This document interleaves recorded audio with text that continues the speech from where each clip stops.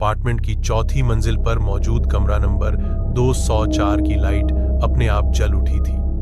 उस कमरे में कोई रहता नहीं था, फिर भी हर रात उसी समय छत के पंखे की धीमी धीमी घरघराहट पूरे फ्लोर में फैल जाती थी।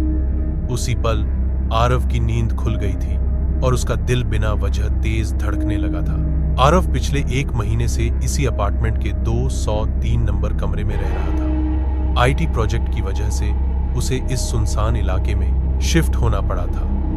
बिल्डिंग पुरानी थी, लिफ्ट अक्सर खराब रहती थी और रात में पूरा अपार्टमेंट अजीब तरह से शांत हो जाता था।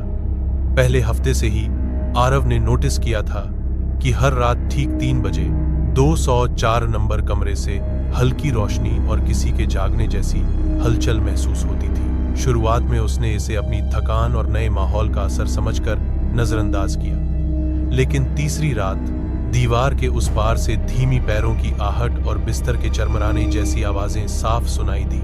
उस वक्त पूरे फ्लोर पर सिर्फ आरव ही था। यही एहसास उसके दिमाग में पहली बार डर बनकर बैठ गया। कुछ दिनों बाद आरव ने अपार्टमेंट के केयरटेकर के बारे में सोचा। दिन में जब वह नीचे मिला, उसने ध्यान दिया कि केयरटेकर की आंखों में हमेशा नींद की कमी और चेहरे पर अजीब डर सा जमे रहता था। उसी दिन आरव को पता चला कि कमरा नंबर 204 पिछले 2 सालों से बंद पड़ा है। उस कमरे में रहने वाला युवक एक रात अचानक गायब हो गया था।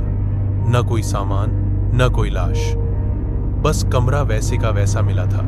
उस रात आरव ने जागकर सच देखने का फैसला किया।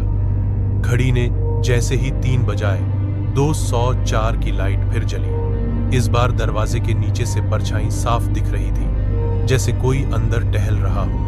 हवा अचानक ठंडी हो गई और पूरे फ्लोर में सीलन की गंध फैल गई। आरव का शरीर जकड़ गया था, लेकिन उसकी नजर दरवाजे से हट नहीं रही थी। अचानक 204 का पंखा पूरी रफ्तार से घूमने लगा और उसी पल लाइट बुझ गई। सन्नाटा इतना गहरा था कि आरव को अपनी सांसों की आवाज भी डरावनी लग रही थी। अगली सुबह केयरटेकर ने आरव को बताया कि पिछली रात फिर से मीटर में 204 के कमरे की बिजली खपत दर्ज हुई थी। कुछ ही दिनों बाद आरव ने अपार्टमेंट छोड़ दिया। आज भी वह सोचता है कि उस कमरे में कोई रहता नहीं था, फिर भी हर रात कोई जागता था और शायद अब भी जाग रहा है।